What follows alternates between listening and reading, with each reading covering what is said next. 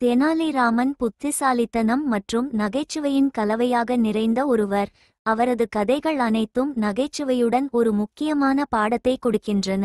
இதோ திருடனின் செருப்பு என்ற அவரது இன்னொரு புத்திசாலித்தனமான கதை. ஒரு நாள் விஜயநகரத்தில் 2 திருடர்கள் இருந்தனர். அவர்கள் அரண்மனையில் புகுந்து அரசரின் பொக்கிஷ அறையை கொள்ளையடிக்க திட்டமிட்டனர்.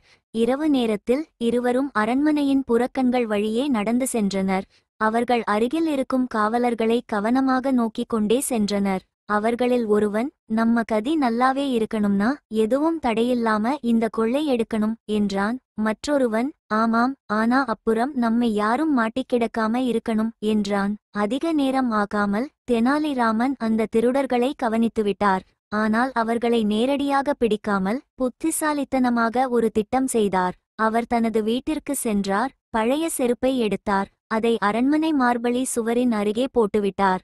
திருடர்கள் அவ்வழியாக வந்தபோது ஒருவன் அந்த செருப்பை பார்த்துவிட்டு, இது நல்ல செருப்பு, ஆனா ஒன்னே இருக்குது, இதை எடுத்துக்கிட்டு என்ன பண்ணுறது என்று கூறி சென்று விட்டான். அடுத்த சுற்றில் திருடர்கள் திரும்பி வந்தார்கள். அந்த நேரத்தில் தெனாலிராமன் மற்றொரு செருப்பையும் அதே இடத்தில் போட்டுவிட்டார். அதை கண்ட திருடர்கள், அப்பாடி, இன்னொரு செருப்பு கிடைச்சுடுச்சு, இது நல்லது என்று குதூகலித்தார்கள். அவர்கள் செருப்பை எடுத்து நடந்து சென்றார்கள். ஆனால் அதே நேரத்தில் காவலர்கள் அவர்கள் மீது விழித்தார்கள். யாரப்பா இவங்க என்று கத்திக்கொண்டு அவர்களை பிடித்துவிட்டார்கள். அடுத்த நாள் அரசர் இந்த செய்தியை கேட்டுவிட்டு, தெனாலி, நீ எப்படியோ பெரிய திருடர்களை ஒரு பழைய செருப்பாலேயே மாட்டிவிட்டாய் என்று நகைச்சுவையாக கூறினார். அனைவரும் தெனாலியின் புத்திசாலித்தனத்தைக் கண்டு வியந்தார்கள்.